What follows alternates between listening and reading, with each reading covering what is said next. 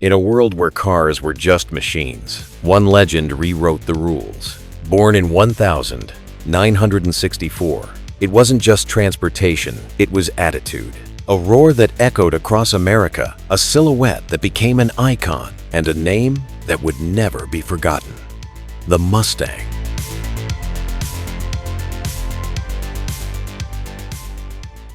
America is breathing at full throttle. Baby boomers, raised to the roar of rock and roll, are getting behind the wheel.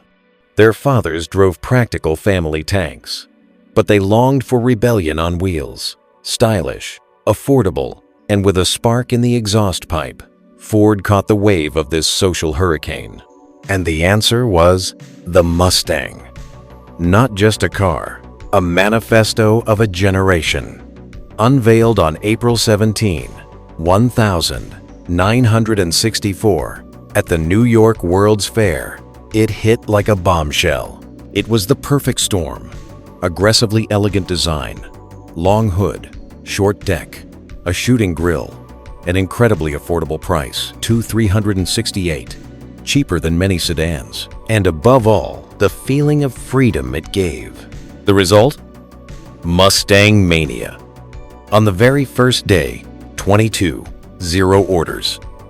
In the first year, 0 cars sold, smashing every record. Within just 2 years, 1 million. No model before or after ever conquered America at such a cosmic speed. Dealers told stories of buyers literally pulling cash from their pockets the moment they saw a Mustang in the showroom window. The Mustang didn't just sell. It created an entirely new class of cars, the pony car. Its success sent competitors rushing to catch up. Chevrolet Camaro, Pontiac Firebird, AMC Javelin, Dodge Challenger, and even the Mercury Cougar as a luxury Mustang. All of them were born thanks to, or in defiance of, the legendary stallion. The Mustang didn't follow trends, it set them. The phenomenal success of its debut was just the beginning. From 1964 to 1973, the first-generation Mustang underwent a dramatic evolution, from a nimble pony car to a fire-breathing muscle car, and back again. This decade defined the very essence of the American automotive dream. The key to its wild popularity was incredible versatility. The same body could be a modest, quiet type, with an inline-six, 105 HP, for college commutes, or a Predator with a Vate up to 271 HP for night races. It became a pop culture icon, appearing in Coca-Cola ads, basking in the glow of drive-in neon signs, the dream of every high schooler, and the star of the legendary chase in Bullitt 1968, where its roar and the squeal of tires across the hills of San Francisco forever cemented the Mustang in film history as the symbol of a cool, untouchable hero. The success spawned fierce rivals: the Chevrolet Camaro, Dodge Challenger, and Plymouth Cuda. Ford didn't just respond, it ignited the muscle car war, and it created legends: the Shelby GT350 and GT500, aerodynamic body kits, the wild roar of the 428 Cobra Jet, racing-tuned suspension. This was a production race car, born from the genius of Carroll Shelby. The GT500 KR, King of the Road, became the pinnacle of power. The Mach 1. A daily driver with a racer's spirit, aggressive hood, sporty interior, powerful, Vates up to 370 HP in 1971 at a relatively affordable price. The perfect balance of style and speed for the street. The Boss 302 and 429, weapons for racing. The Boss 302, 290 plus HP, dominated the Trans Am circuit. And the Boss 429 was an engineering madman. Its massive 7-liter Vate 375 HP, but realistically, much more. With aluminum hemispherical heads barely fit under the hood, required hand assembly, and was built solely for NASCAR homologation. It was a rare, extreme, and incredibly coveted beast. But the horsepower race had its downside. To accommodate the massive engines and meet new safety standards, the Mustang grew, gained weight, and lost its original agility. By 1971, it had become a full-sized heavyweight, luxurious, powerful on paper, but already far from the nimble 64 pony. And the 1973 oil crisis loomed ominously over the entire muscle car era, foreshadowing tough times ahead. The first-generation Mustang completed its journey in 1973. It traveled from a revolutionary, affordable sports coupe through the peak of muscle car madness and back to the need to shrink in the face of a new world. But it forever established the DNA of the Mustang, a style recognizable from a mile away, an engine range from mild to wild, and the status of a symbol of American freedom and rebellious spirit. It proved that the Mustang is more than just a car. It's a legend, one that can evolve even when the road gets tough. 1973. The oil embargo hits America like a hammer blow. Gas prices soar fourfold, and panic-stricken lines stretch for miles at the pumps. Overnight, fire-breathing muscle cars with their thirsty V8s become impractical, unaffordable to run, almost criminal. The entire auto industry is in shock. It seems the era of power and speed has come to an end. Will the Mustang survive? Ford's response shocked the fans. The Mustang II 1974 1978. Not an evolution, but a revolution in reverse. It was shorter, lighter, and more modest than its predecessor. The basis? The economical Ford Pinto platform. Engines? Modest 2.3L inline-4s with just 88 HP and a 2.8L V6 with 105 HP. Even the V8, at 140 HP, was a mere shadow of the former monsters. Design? Angular, with nods to the first-generation short deck, long hood, but lacking its former aggression. Yet despite the skepticism, the Mustang II became a commercial triumph. Why? It struck a nerve with the times. Economical, affordable, and nostalgic. The numbers don't lie. Sales soared nearly 400. Zero in the first year. Over 5 years, a staggering 1.1 million cars. The Mustang II became a car of its time, practical, relatively stylish, and carrying the Mustang name through the darkest years for auto enthusiasts. It was everywhere from the suburbs to Hollywood films, proving that a legend can adapt. Was the Mustang II a true Mustang in terms of performance? No. It was a compromise, a product of crisis. But was it necessary? Absolutely. It kept the name afloat, generated revenue, and retained the audience, while competitors barely survived. And once the clouds of crisis cleared, the stage was set for the legend's return in a new form. 1978. America was emerging from the oil crisis, but the world had changed forever. A new formula for the legend was needed: lighter, smarter, more fuel efficient, yet still brimming with driving excitement. Ford's answer: the third-generation Mustang on the revolutionary Fox platform. This was not just a facelift, it was a complete soul rebranding. Fox body, a breath of fresh air. Incredibly light and rigid body, modern suspension, aerodynamic design. But the real magic of the Fox body didn't happen on the assembly line. It happened in garages and on neighborhood drag strips. Its brilliantly simple construction, ample engine bay, and readily available parts made it the perfect canvas for tuning. At the heart of this culture was the 5-liter Windsor V8. Over 15 years of production, the Fox body Mustang achieved the incredible. Returned the Mustang to the peak of performance after the '70s slump. Spawned an entire subculture of street racing and tuning that thrived for decades. Cemented the 5 cult, becoming Mustang DNA for generations to come. Proved that a legend could be affordable, technologically advanced, and insanely fun.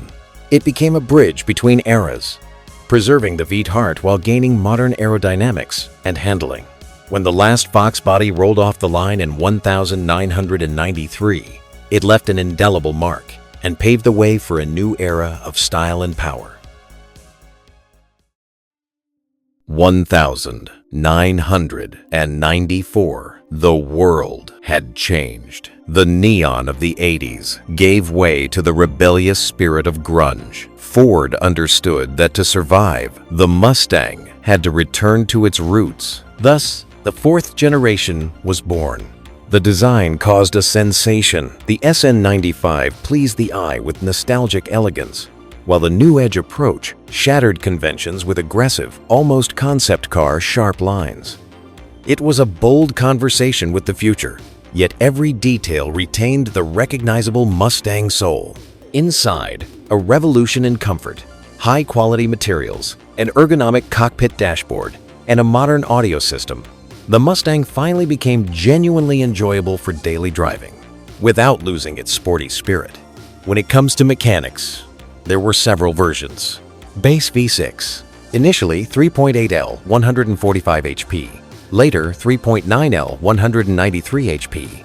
Mustang GT, the main hero, new 4.6L modular V8, producing 260 HP. SVT Cobra, an icon, refined 4.6L V8 with 320 HP. Cobra, an uncompromising race car without AC or rear seats.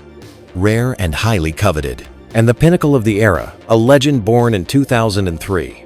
SVT Cobra Terminator. Under its hood lurked a supersonic monster, a supercharged 4.6L V8, producing an official 390 HP. But, realistically, over 420 HP. It was the first production Mustang with a supercharger and the undisputed king of drag racing. For under $35, it humiliated European supercars, costing 3 times as much. The Terminator forever etched its name in history as one of the most powerful and influential Mustangs of all time.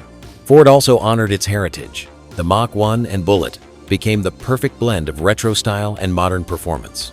Most importantly, while competitors bowed out in 2002, the Mustang stood strong alone, the only surviving pony car on the market. This decade proved one thing. The legend wasn't just alive, it was stronger than ever. 2005. The world had forgotten pony cars. The Camaro and Firebird had been dead for 3 years. American car enthusiasts longed for true legends, and Ford answered with a bang at the Detroit Auto Show. The 5th generation Mustang, Sone 197. This wasn't just a new car, it was a manifesto. The classic returns. The design blew minds. Pure retrospection. Long hood, short deck, sloping fastback roof, signature triple taillights, and a sleek profile. But it wasn't a copy, it was a modern sculpture, crafted with passion. Inside, a driver-focused cockpit, deep instrument pods, inspired by 1967, high-quality materials, and excellent ergonomics. The Mustang finally felt like a premium sports car, without losing its bold spirit. The new generation introduced engines, 4L V6, producing 210 HP, 4.6L, V8 producing 315 HP. In the facelift of this generation, Ford unveiled an all-new 3.7L V6 with, get this, 305 HP. But even more impressive, alongside it came an even more astonishing 5L V8, producing 420 HP, codenamed the Coyote. But the true madness went by the name Shelby GT500. Its supercharged V8 turned it into a weapon of mass destruction. The Shelby GT500, with a 5.8L Trinity V8, produced 662 HP, the most powerful production Mustang in history at that time. It tore up the asphalt, humbled exotic cars, and became a living legend for an entire generation. Ford proved that the Mustang could also be a track weapon. The Boss 302, a direct homage to the 1969 legend, became the best driver's Mustang of its time. And most importantly, the success of the Sone 197 resurrected the competitors. The Camaro and Challenger returned, kicking off a new golden era of American muscle cars. The Sone 197 Mustang conquered Hollywood and pop culture. It became a blockbuster hero, a star in video games, and the heart of a huge community. Its retro style, power, and accessibility made it an icon of the 2000s and 2010s. For the first time in 50 years, the Mustang rolls off the assembly line for the whole world. The S550 generation isn't just a new car. It's a bold statement. The American icon is ready to conquer highways, huge roads, and racetracks across the globe.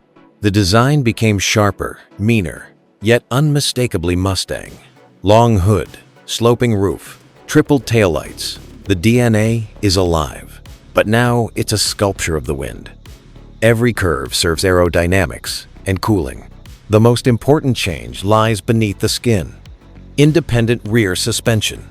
After 50 years of loyalty to the solid axle, Ford made a revolution. The result? Phenomenal handling, precise steering, and comfort over bumps. The Mustang could finally go toe-to-toe with European sports cars on twisty roads. The new generation offered a 2.3L inline-4, producing 330 HP, the already legendary 5L Coyote Vate with 480 HP. Another revolution, the Shelby GT350R with a 5.2L Vate called Voodoo, producing 526 HP, and the ultimate Shelby GT500 with a 5.2L Vate and 760 HP. The S550 provided power for every taste and budget.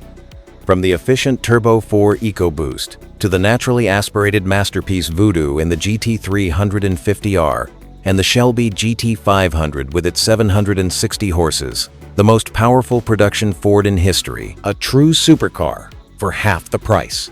The S550 Mustang became a truly global icon. It reigned on international auto shows, shined in Hollywood blockbusters, dominated racing series, and gathered a legion of fans on every continent. It proved that a legend speaks every language, the language of passion and power. 2020. The world is rapidly moving toward electrification, but in Detroit, Ford delivers a bold ode to gasoline and freedom. Introducing the 7th generation Mustang 650, they declare, "The legend doesn't give up, it evolves." This is the last Mustang of the new generation, with a pure Vate under the hood, the beginning of its final act. The design is sharpened to a razor's edge. It preserves the sacred. Yet every line is taut, like a predator's muscle. The grille draws in more air, the headlights narrow into an aggressive squint, and the profile is even more dynamic. This is a Mustang looking toward the future without forgetting its roots. This generation comes in two versions. Mustang GT with a 5L Coyote Vate producing 486 HP. Mustang Dark Horse with a 5L Vate producing 500 horsepower. This isn't just a GT on steroids. It's a new level of track-ready performance straight from the factory. The heir to the spirit of the Boss and GT350. The S650 enters a world where its original rivals are fading. The Challenger, Charger are closing the gasoline era, and the Camaro hangs in limbo. The Mustang remains the sole guardian of the sacred fire Vate in the pony car class. It is a powerful final chord in the Mustang's gasoline symphony.